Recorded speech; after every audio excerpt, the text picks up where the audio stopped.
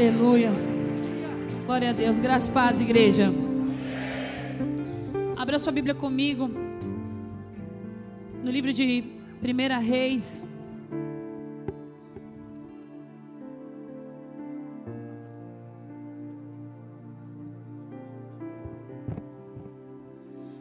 Reis, no capítulo 17, diz assim: Então Elias, o tisbita dos moradores de Gileade, disse a Acabe: Tão certo como vive o Senhor, Deus de Israel, a quem eu sirvo, não haverá orvalho nem chuva nos próximos anos, a não ser quando eu disser. Então a palavra do Senhor veio a Elias dizendo: Sai daqui, vá para o leste e esconda-se junto ao ribeiro de Querite, nas imediações do Jordão. Você beberá a água do ribeiro, e eu ordenei aos corvos que sustentem você naquele lugar. Elias foi e fez segundo a palavra do Senhor, retirou-se e ficou morando junto ao ribeiro de Querite, nas imediações do Jordão. Os corvos lhe traziam pão e carne pela manhã, bem como pão e carne ao anoitecer, e ele bebia a água do ribeiro. Mas, passado alguns dias, o ribeiro secou, porque não chovia sobre a terra. Amém? Você pode sentar-se aplaudindo ao Senhor Jesus. Aleluia.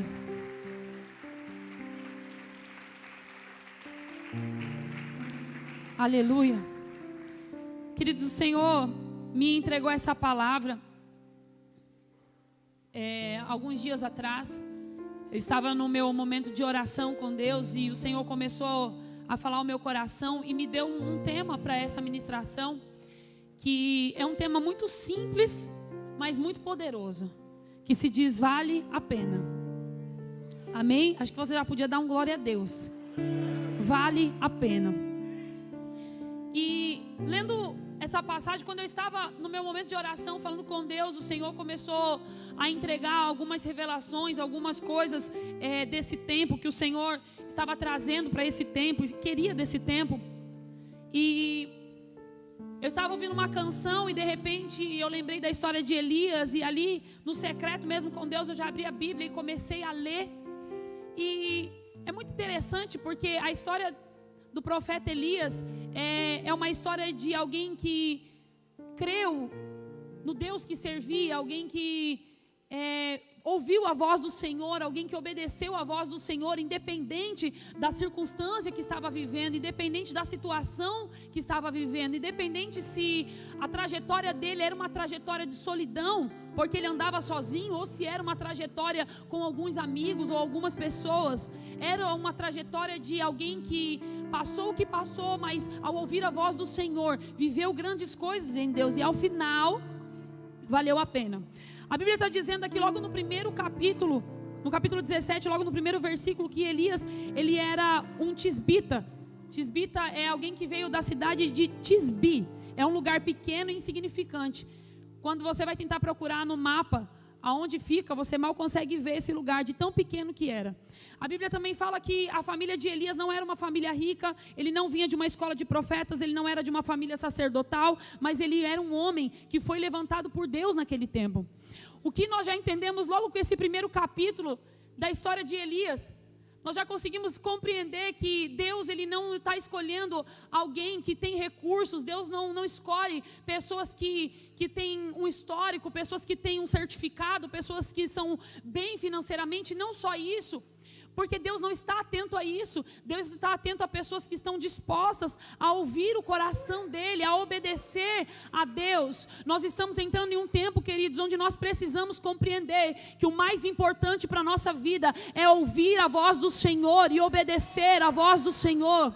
Nós estamos entrando em um tempo de igreja de Cristo Jesus, que é um tempo onde a igreja está ouvindo a voz de Deus, onde a igreja está voltando a ser a igreja de Atos dos Apóstolos, porque por algum tempo essa igreja se perdeu. Por algum tempo a igreja parou de ser igreja lá fora, parou de ser eclésia e ficou sendo igreja só dentro da igreja. Só que Elias era a prova de uma igreja fora da igreja, porque ele era a própria igreja. Ele não tinha recurso nenhum, não era reconhecido de lugar nenhum, era desconhecido internacionalmente. Ninguém ouvia falar de Elias, porque ele não veio de uma escola de profeta, porque a família dele não tinha recurso financeiro, mas ele era um homem levantado por Deus. Amém? Diga comigo, Deus não precisa de estrelas para fazer a sua obra.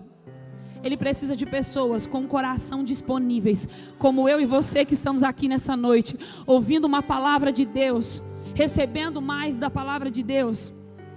Elias começa o seu ministério logo aqui no capítulo 17, pregando para o rei e dando uma ordem dizendo: não vai chover, segundo a minha palavra. Quem era Elias? Elias era só alguém que ouvia a Deus. Elias era alguém com coração entregue a Deus. Pastor, o que você está querendo dizer com isso? Queridos, eu estou querendo dizer que o evangelho ele é simples, que ouvir a voz de Deus é simples. Somos nós que complicamos tudo. Somos nós que estamos com os nossos olhos muito fixos nas coisas dessa terra e não conseguimos olhar aquilo que é celestial, aquilo que Deus tem para nós. Nós precisamos voltar os nossos olhos, o nosso coração, os nossos ouvidos a Deus. A nossa oração precisa ser como a oração de Salomão, que dizia: Senhor, perdoa os pecados desse povo, sara a nossa terra.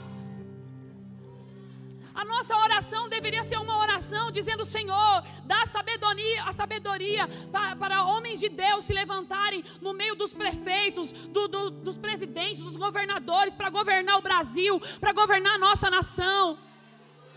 Só que a oração às vezes tem sido em prol das nossas vontades, daquilo que nós queremos, enquanto Jesus disse: não é nós, é o reino, é a vontade dele. Senhor, Jesus nos ensinou a orar que seja feita a tua vontade aqui na terra como ela é feita no céu. Não que seja feita a minha vontade, não que seja do meu jeito, mas que seja do teu jeito, Senhor. Que seja feita a tua vontade. Elias dá uma ordem e diz: não vai chover. Não vai chover. E eu queria entender de onde que Elias tirou essa palavra. E aí abre comigo a sua Bíblia em Tiago, capítulo 5.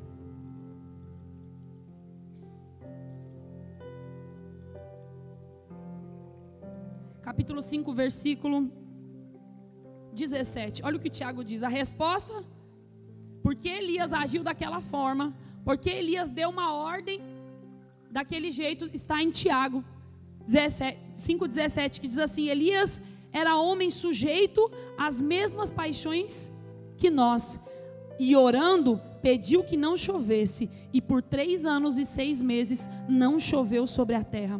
Escute isso, Elias era um homem sujeito às mesmas paixões que nós, só que ele orou. Elias tinha uma vida de oração. Só permanece, queridos, Elias só conseguiu permanecer em público, só conseguiu agir dessa forma diante do rei, porque ele prevaleceu em intimidade com Deus, porque ele tinha uma vida de intimidade com Deus, porque ele tinha uma vida de oração, porque ele ouvia a Deus.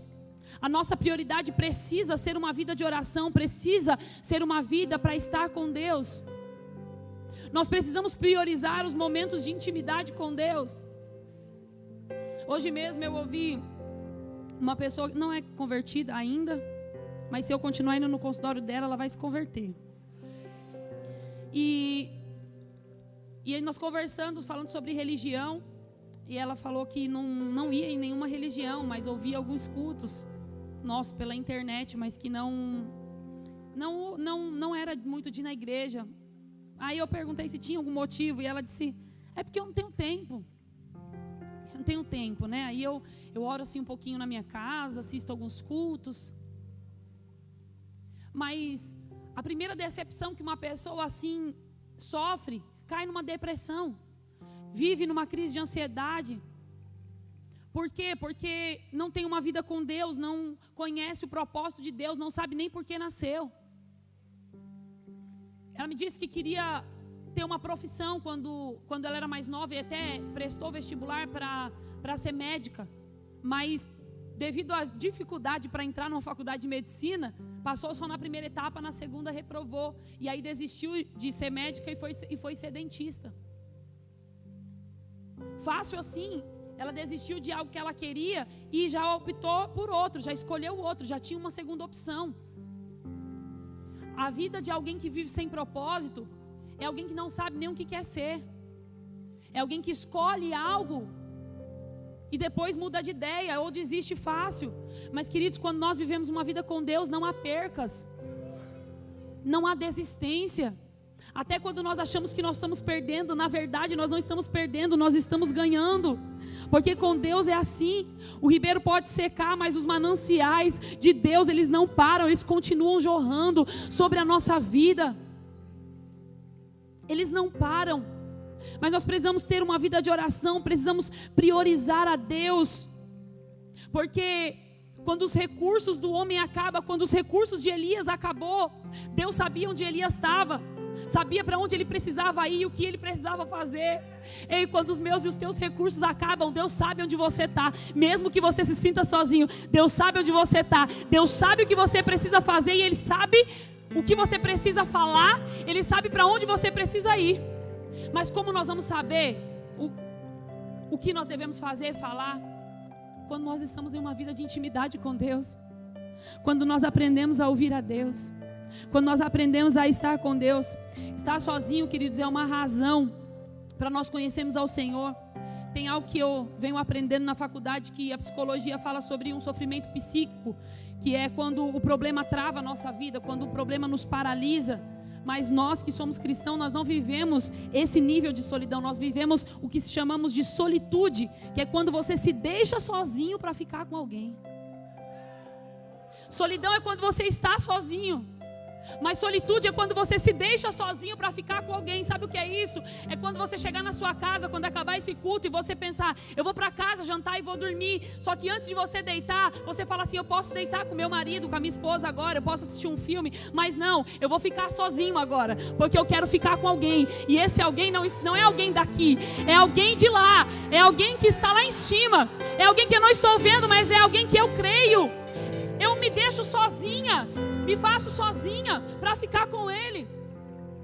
Através de uma faculdade, o Senhor está me ensinando. Porque de uns dias para cá eu tenho feito isso. Antes de dormir eu pego minha cobertinha e vou para a cama. E quando eu chego na ponta da cama eu penso: não, eu vou ficar sozinha para ficar com alguém. Eu vou viver uma solitude agora. Eu vou ficar sozinha para ficar com alguém. E aí eu me achego para o closet, me enrolo na coberta lá e não dá vontade mais de sair. Porque não é uma solidão que te mata, é solitude. Você fica sozinho para estar com Ele, e aí Ele vai te preenchendo. E aí você sente um vazio, de repente aconteceu alguma coisa, mas há vazios que só Ele pode preencher. Ele vem preenchendo as lacunas do nosso ser, Ele vem nos sarando, Ele vem nos revestindo. Quando nós estamos, queridos, num quarto de oração, quando nós estamos falando com Ele, não há vazios, não há solidão, não há desespero de alma, não há ansiedade, não há depressão, não há faltas, não há problemas, porque você está com Ele. E quando você está com Ele, Ele supre cada necessidade nossa, seja ela terrena, seja ela emocional, o que for, Ele vai suprindo as nossas necessidades. E até aquilo que nós não críamos, nós começamos a crer. Até aquilo que nós não estávamos vendo, nós começamos a ver. Porque nós passamos a andar por fé, nós começamos a ir lá para o futuro e dizer: Senhor, eu não estou vendo agora, mas eu sei que vai acontecer. Ei, Elias não estava vendo. Pensa que Deus falou: vai, Elias. Mas Deus, o que vai acontecer com Elias? Ficou sozinho. Tão sozinho que foi os corvos que foram alimentar Elias. Ei, queridos, nem que Deus providencie corvos para te alimentar, nem que eles tragam pão e carne toda manhã, toda noite. O mais importante é que Elias não parou e não morreu de fome, porque Deus não deixa ninguém morrer de fome, não.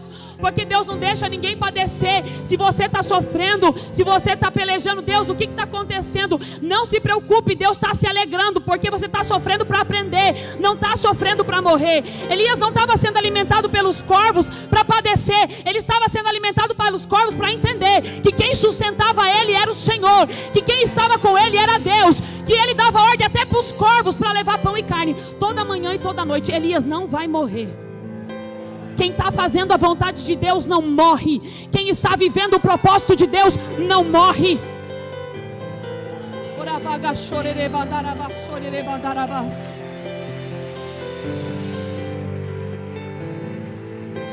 Ei, nós precisamos aprender a desejar o dono da provisão, não a provisão.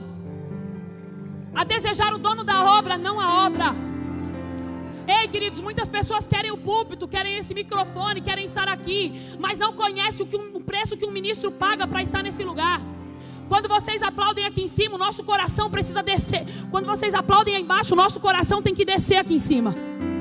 Porque nós temos que entender que os aplausos é para Ele, que a glória é para Ele, que o louvor é para Ele, que é tudo para Ele. Quando você desce do púlpito que alguém te elogia a palavra, o ministro tem que descer, porque ele tem que entender que o elogio não é para ele. Se não fosse o Espírito Santo, nós não seríamos nada. Se não fosse o Espírito Santo, seríamos como um sepulcro cairado. Não teríamos nada. Porque antes nós éramos assim. Antes de Jesus nós éramos assim.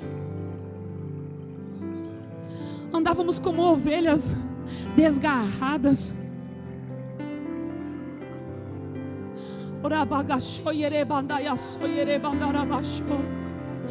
Nem que Deus providencie os corvos. É para você ver a mão de Deus, é para ver o poder de Deus, é para entender que a sua dependência é dele, não é das pessoas. É para entender que a sua dependência vem do Senhor. É para entender que quem te colocou aqui na terra para cumprir o propósito foi Ele, e aquele que começou a boa obra é fiel para aperfeiçoar. Nós não precisamos temer. Elias não tinha medo. Vai, Elias, sai daí.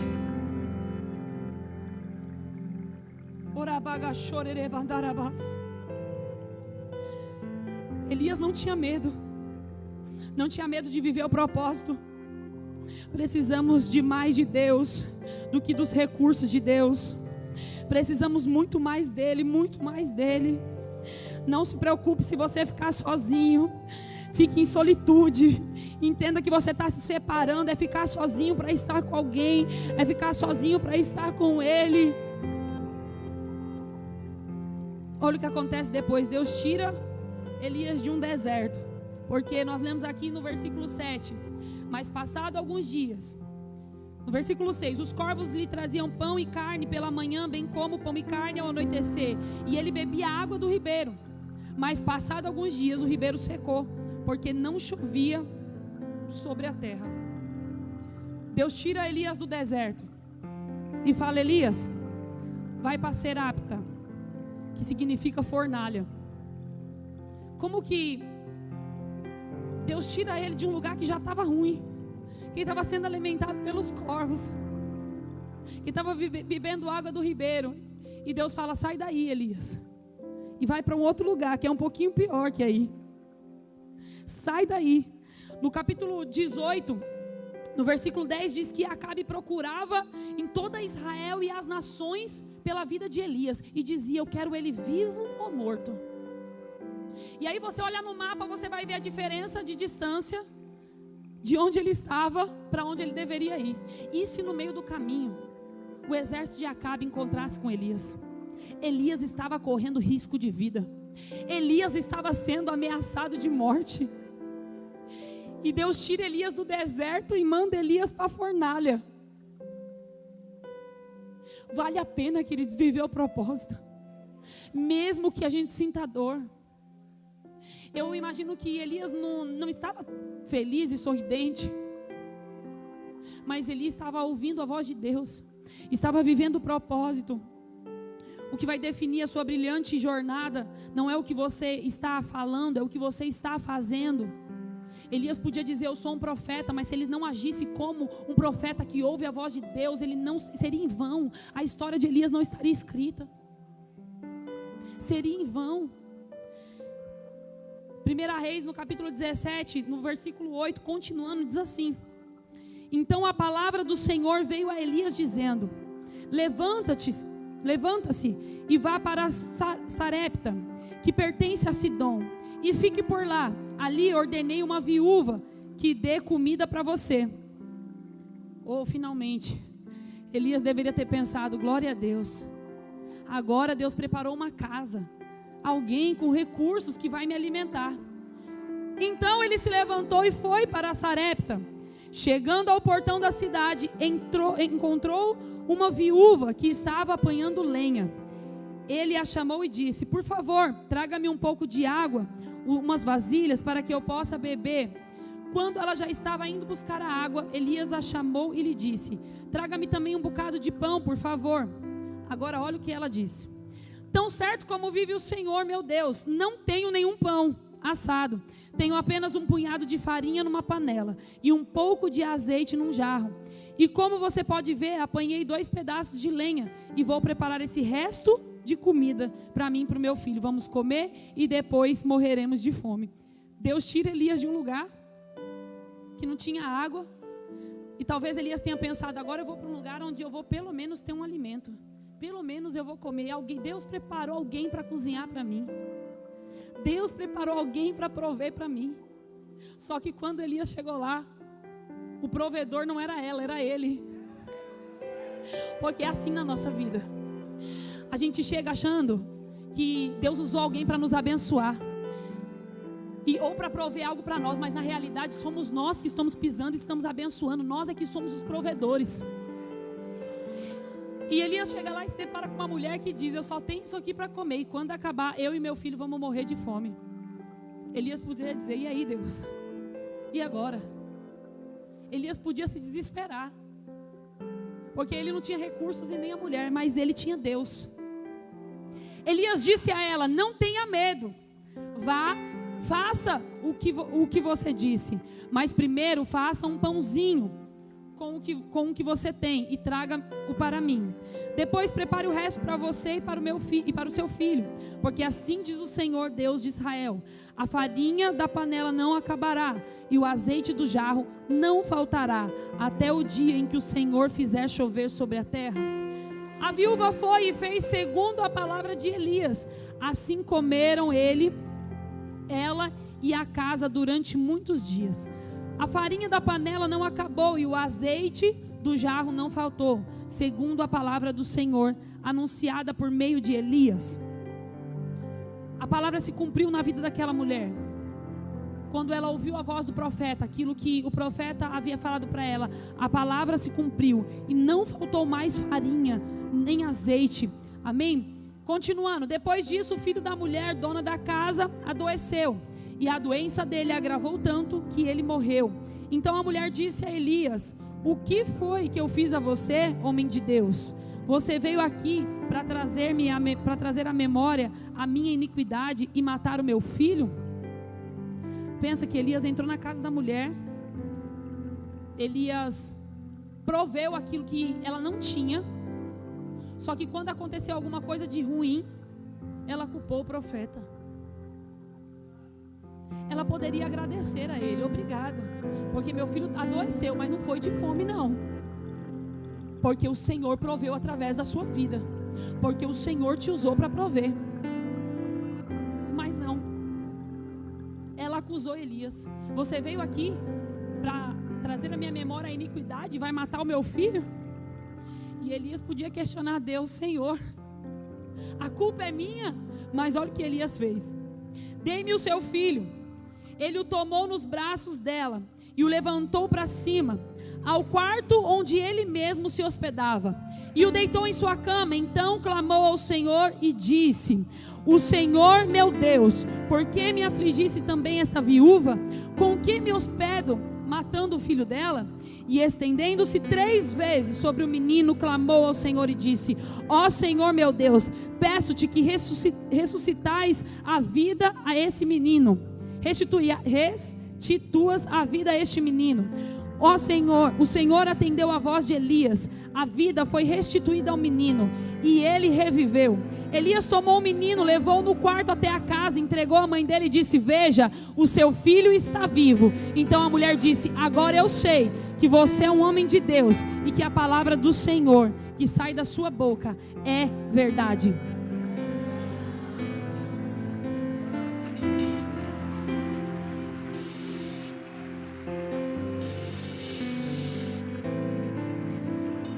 Aquilo que parecia que era para a morte, não foi.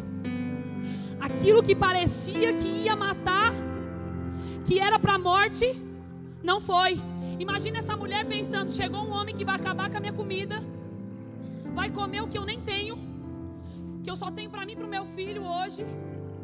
E aí o homem provê o alimento, não falta mais alimento, mas o filho morre.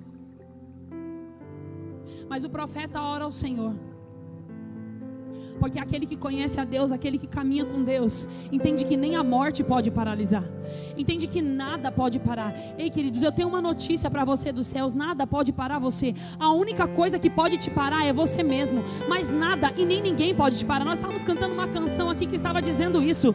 Ninguém pode parar você, ninguém pode impedir as promessas de Deus de se cumprir na minha e na tua vida. Ninguém pode paralisar isso. Ninguém pode paralisar. Não dá para nós acreditarmos que situações vão nos paralisar e vão nos fazer desistir daquilo que Deus já destinou para nós. Nós nascemos para um propósito, precisamos assumir isso e viver esse propósito. Ir adiante, avançar, se levantar. Mas pastora, você não sabe o que eu passo, você não conhece as minhas aflições, você não conhece a minha angústia. Então ore ao Senhor, entre na solitude, fique com Ele. Vão ter diversas situações da tua vida que, se ainda não aconteceu, vai acontecer, que Deus vai te deixar sozinho, que você vai se frustrar, vai se frustrar com tudo e com todos, porque Deus quer que você entre na solitude. E não é culpa das pessoas, não é culpa de ninguém, é culpa de Deus, porque Ele te quer para Ele, porque Ele quer te ensinar, porque Ele quer te amadurecer, porque Ele quer aperfeiçoar o poder dEle em você, quer aperfeiçoar o poder dEle em mim. Então Ele vai nos permitir que nós desejamos entrar na solitude, para que Ele possa falar ao nosso coração, para que Ele possa revelar a nós os segredos dEle, para que Ele possa trazer à existência as coisas que não existem, para que nós possamos entender que a presença dEle vale mais do que tudo, que nós possamos entender que viver o propósito de Deus é maior do que qualquer outra coisa, porque nós já lemos em Apocalipse que tudo isso aqui, queridos, vai passar, é território, isso aqui é passageiro, isso aqui vai passar. A Bíblia diz que chegará um dia que o Senhor enxugará dos nossos olhos toda lágrima, vai acabar, vai ter um ponto final. A vida aqui tem um ponto final. A única certeza que nós temos é essa, que um dia nós vamos morrer. Um dia tudo isso aqui vai acabar. E o que nos espera após essa vida? O que nos aguarda? Vale a pena o que vier. Vale a pena. Se tiver que ficar sozinho, fique. Se tiver que sentir dor, sinta. Se tiver que estar no deserto, mas Deus tirou eu do deserto, mas me colocou numa outra situação, então vá. Deixa Deus te usar para onde você for. Deixa Deus te usar. Não deixe que as situações e as circunstâncias paralisem, porque vale a pena. Vale a pena se separar. Vale a pena passar um tempo de oração com Deus. Vale a pena estar focado nas coisas do reino. Vale a pena você experimentar ficar algumas horas do seu dia com Deus. Você vai querer ficar todos os dias, porque não há presença mais prazerosa do que a presença dEle em nós. Não há nada mais gostoso, queridos, do que você entrar no seu quarto, fechar a sua porta e entender que mesmo ali, mesmo que ninguém te compreenda ali, mesmo que ninguém te entenda ali, mesmo que você esteja sozinho ali, Ele está com você. E essa é uma certeza que o ser humano não tem. Porque quando vem o dia mau, quando vem o dia da aflição, a gente não consegue. Se desespera, chora. Acha que está tudo perdido, quer desistir, quer parar, quer retroceder. Mas quando nós passamos a ter Deus como o nosso amigo, Deus como o nosso Pai, o Espírito Santo como o nosso intercessor, como o nosso consolador, nós entendemos que o lugar que nós temos que entrar é na presença dEle, o lugar que nós temos que estar é na presença dEle, o lugar da nossa habitação é na presença dEle, é estar com Ele. A morte não parou Elias. Quando Elias entrou na casa daquela mulher, a situação bateu na porta dele. Olha o que Elias disse: ó Senhor meu Deus, por que me afligiste também a essa viúva com que me hospedo, matando o filho dela? Ele estava dizendo: Deus, ela me ajudou. Mas a morte não podia parar Elias, porque Elias conhecia um Deus. A resposta está em Tiago 5:17. Elias era como nós, mas ele orava, mas ele conhecia Deus. Por isso que ele disse: não vai chover, e não choveu. Por isso que ele 3 vezes levantou um menino e clamou a Deus que aquele menino voltasse à vida, e o menino reviveu. Nada pode paralisar, nada pode nos paralisar, nem a morte. Uma história simples é da mulher do fluxo de sangue, que sofria com aquela enfermidade há 12 anos, mas havia uma multidão, mas ela ouviu falar de Jesus. Alguém pode me curar, alguém finalmente pode cessar a minha dor, alguém finalmente pode trazer o milagre que eu preciso, alguém pode fazer isso. Tem alguém passando aqui que eu escutei dizer que faz milagres, que eu estou ouvindo falar do nome dele, eu estou ouvindo falar. Quantos de nós ouvimos falar que Deus estava restaurando, que Deus estava curando, que Deus estava transformando vidas, que foi 3 dias no encontro com Deus, viu Deus face a face e a vida foi transformada. Aquela mulher ouviu esse mesmo testemunho. O teu testemunho do encontro com Deus foi esse testemunho que aquela mulher ouviu, que Jesus estava fazendo grandes obras por onde ele passava. E ela pensou: se eu apenas tocar em suas vestes, eu serei curada. Se tão somente eu te tocar, eu sararei.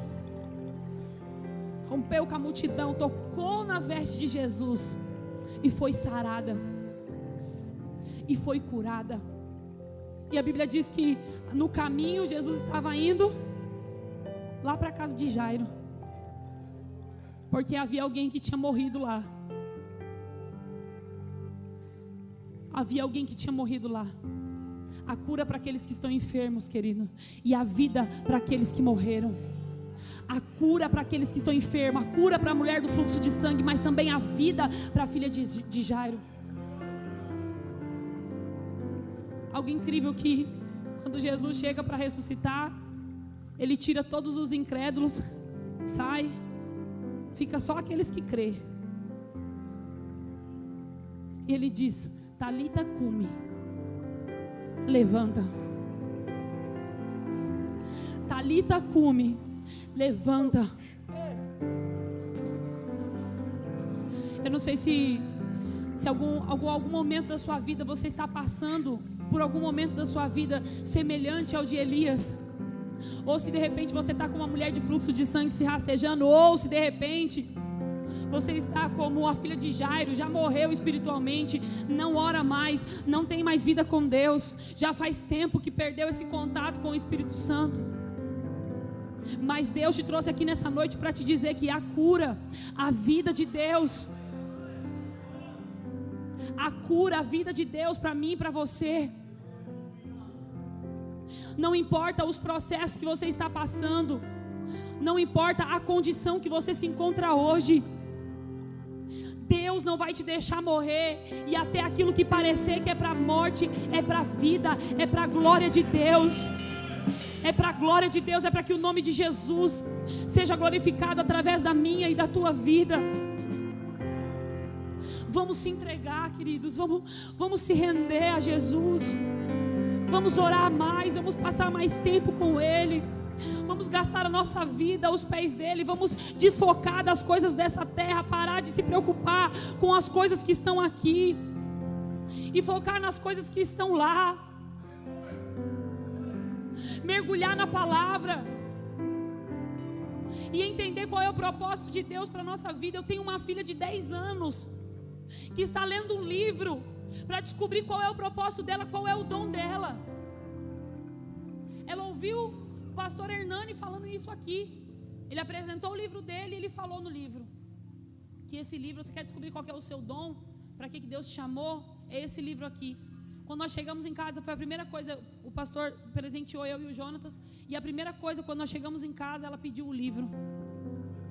E eu falei: filha, para que você quer ler esse livro? Porque eu quero saber qual é o meu dom, porque eu quero saber qual é o meu propósito. Mas sabe por quê? Porque eles estão ali aprendendo a orar. E criança entende as coisas mais rápido do que nós. Por isso que Jesus disse que nós temos que ser como os pequeninos, porque deles é o reino dos céus. Porque as coisas que elas chegam em casa falando que aprenderam, elas exercem em casa. E às vezes nós estamos no culto, pastor Joás, a gente aprende a profetizar, a gente aprende a crer, a gente aprende a orar, a gente aprende a ser grato, a gente aprende a glorificar Deus no deserto. Mas quando acontece, a gente esquece da palavra. As crianças não. Quando acontece alguma coisa, eles se lembram do que eles aprenderam. As minhas filhas dizem: mãe, lá na escolinha, lá na igreja, a pastora disse, a tia da escolinha me ensinou. Uma criança de 10 anos lendo um livro. Quantos não precisa levantar a mão, nem ler um livro, porque não tem tempo? E uma criança de 10 anos querendo viver, entender o propósito de Deus para a vida dela. Quando eu me peguei uma vez vendo ela pedindo perdão a Deus pelos pecados dela, e eu dei risada, não na frente dela, mas eu ri. Eu falei: meu Deus, ela tem 10 anos e ela está pedindo perdão pelos pecados dela, reconhecendo erros já e identificando coisas que ela precisa ser perdoada, que ela precisa se arrepender. E quantos de nós temos dificuldade em nos arrepender dos nossos erros, dos nossos pecados? Temos dificuldade de acessar as regiões celestiais, de falar com Deus e se arrepender e pedir perdão a Deus. Vai valer a pena viver o propósito de Deus. Vai valer a pena viver o propósito de Deus. Vai valer a pena. Em todo momento da tua vida, vale a pena. Quando está tudo bem, quando está tudo feliz, quando tudo está acontecendo, vale a pena. Mas quando está tudo ruim, quando tudo parece que é o fim, também vale a pena. Também vale a pena.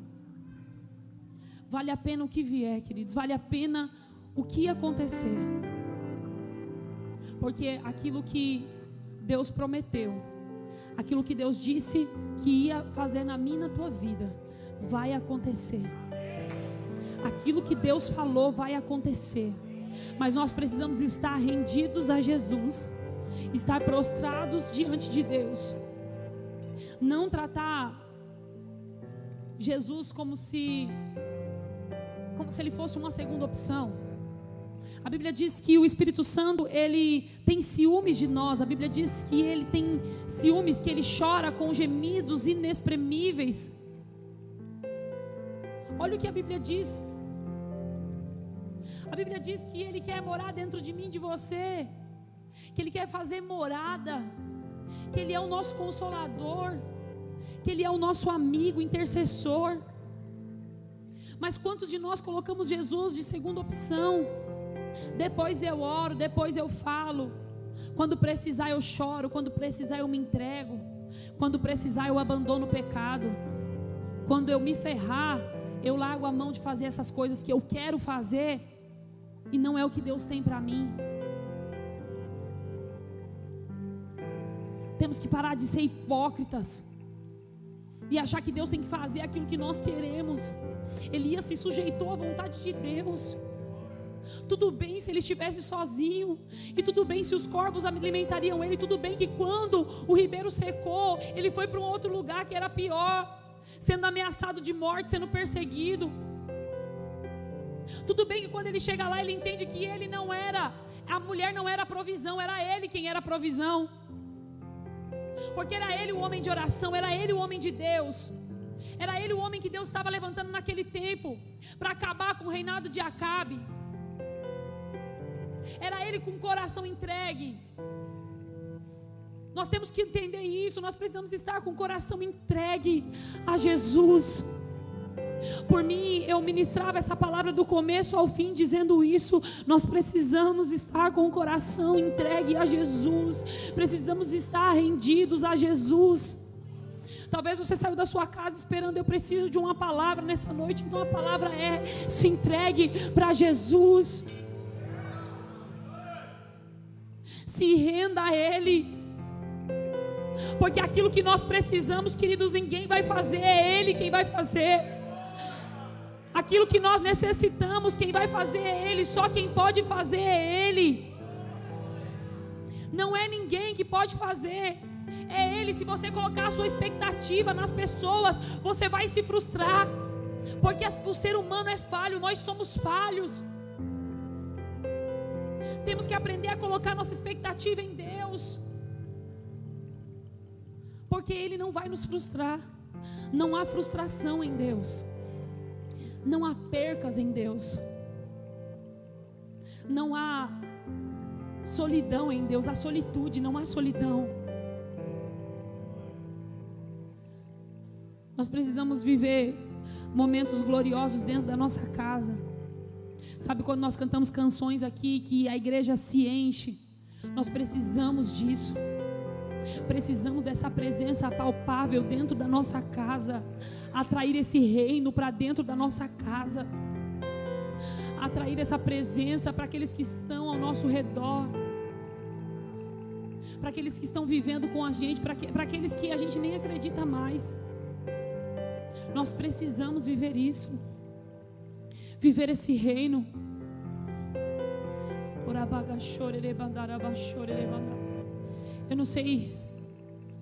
Eu não sei o que você tem vivido até aqui, mas o Espírito Santo de Deus está nesse lugar, está em mim, está em você. A Bíblia diz que onde há 2 ou 3 reunidos clamando por Ele, ali Ele está presente. Jesus já está aqui desde o início.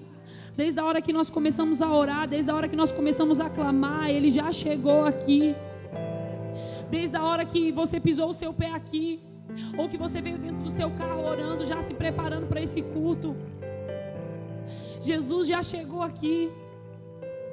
Algo que eu ouvi do pastor Hernani quando ele ministrou aqui, isso fincou no meu coração e me conduziu a uma vida de oração maior do que a que eu tinha antes. Eu sempre falo que eu gosto do livro de Atos, e eu li o livro de Atos de frente para trás, de trás para frente, e por muitas vezes eu li ele com uma ira dentro de mim. Se é que dá para ter uma ira santa, mas é como se fosse uma ira santa, porque eu dizia: Deus, por que não estamos vivendo isso? Nós vivemos algo parecido com a igreja de Atos, mas ainda não é isso. Ainda não estamos vendo e vivendo esses milagres. E sentado aqui numa ministração, Deus usou a vida dele para me responder. E ele disse: nós não vivemos as coisas que os apóstolos viveram em Atos, porque nós não amamos a Deus como eles amavam. Aquilo me rasgou por dentro, porque eu achava que eu amava a Deus o suficiente para ver um paralítico andando, para ver um morto ressuscitando. E eu entendi, eu não vi ainda, porque eu preciso amar mais a Deus, porque eu preciso aprender a amar mais a Deus. A oração começou a ser essa: Senhor, me ensina a te amar mais. Senhor, me ensina a te amar mais. A oração parou de ser para as nossas vontades, para os nossos benefícios, e precisa ser: Senhor, me ensina a te amar mais. Me ensina a te querer uma vez mais, Senhor. A se entregar uma vez mais.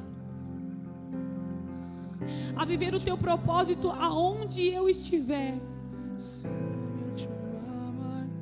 Aonde eu estiver, me ensina a me apaixonar pelo Senhor. Eu quero desejar estar com o Senhor como eu desejo estar com as pessoas que eu gosto.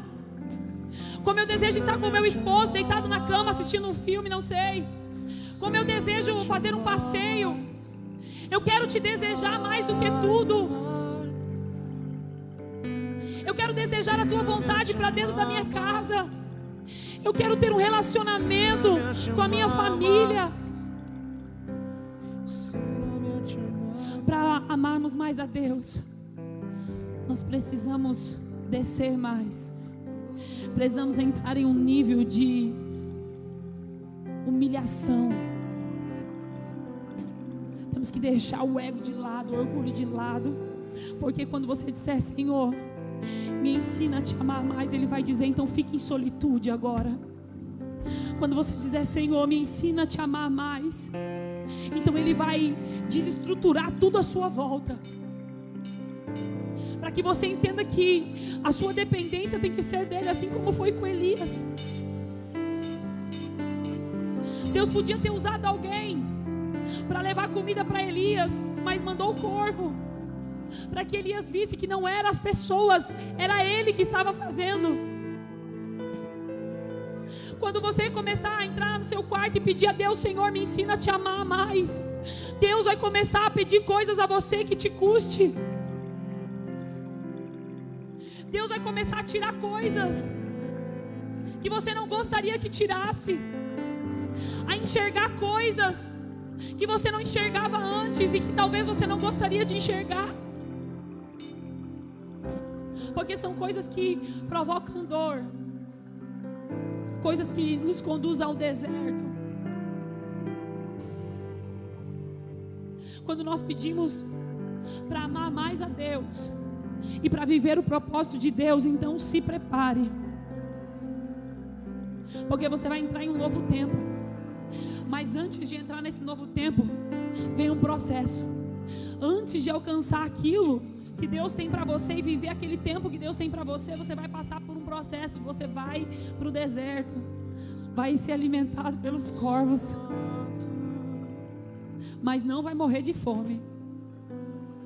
E até quando você estiver sozinho, precisando se alimentar e achando que Deus vai levantar alguém para te ajudar, você vai entender que quem tem que ajudar é você, que quem tem que orar pelas pessoas é você, mesmo que você esteja mal, que quem tem que abraçar as pessoas é você, que quem tem que profetizar sobre a vida das pessoas, mesmo que você precise profetizar na sua, você vai entender que é você.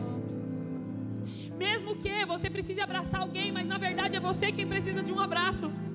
Mas Deus vai dizer, eu te trouxe aqui porque o provedor é você, porque o filho é você, porque o escolhido é você, porque o restaurador é você, porque aquele que eu levantei nesse tempo como profeta é você, aquele que eu levantei para ressuscitar os mortos é você, aquele que eu ordenei como profeta desse tempo é você, para dizer, não vai chover, e não vai chover segundo a tua palavra, porque aqueles que Deus conhece a voz, acontece aquilo que Ele falar. A palavra de Deus diz em João, Jesus diz, aquele que obedecer os meus mandamentos, que me amar e obedecer os meus mandamentos, esses farão obras que eu faço, e as farão maiores ainda. Consegue entender isso? Consegue entender o nível que Jesus quer nos usar? Consegue entender o nível de coisas que Ele pode fazer através de nós? Mas precisa fazer em nós primeiro. Precisa acontecer aqui dentro primeiro. Deus vai nos virar de ponta cabeça, se for necessário. Sabe como um vaso nas mãos do oleiro? Se você disser, Senhor, me ensina a te amar mais, então Ele vai quebrar esse vaso e vai começar a moldar de novo. Mesmo que seja necessário você recomeçar. Imagina quantas vezes Elias não teve que recomeçar. Imagina quantas vezes Elias não se frustrou e teve que recomeçar. Quantas vezes Elias teve que tirar forças para continuar vivendo o propósito e acreditando: eu não estou sozinho, Deus está comigo. Deus está comigo. Coloque-se de pé.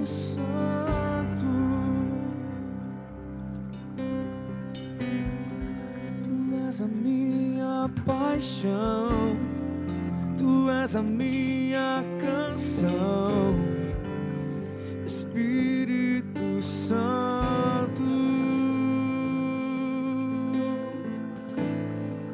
Tu és a minha paixão, Tu és a minha canção, Espírito Santo.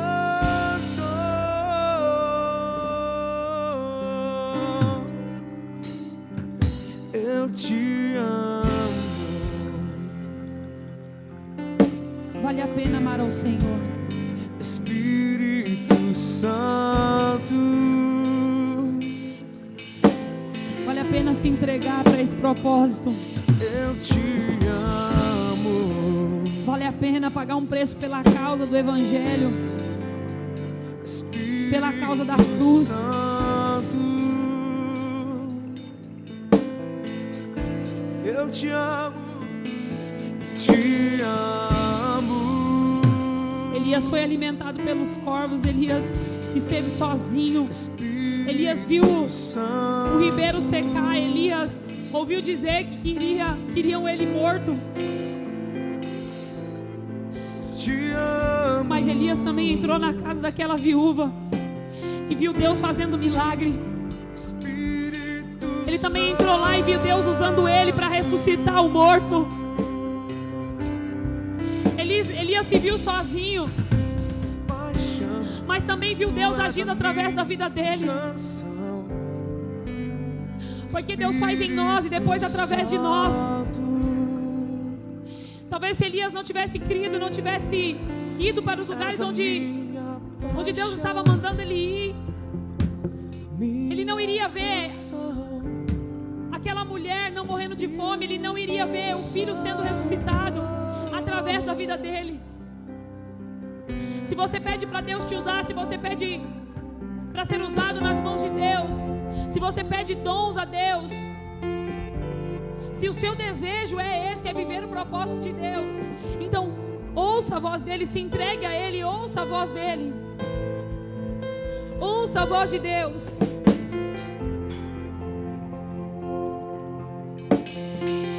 Porque ele vai te conduzir a lugares que você não imaginava estar, ver coisas que você não imaginava ver, e através da sua vida muitas pessoas serão restauradas.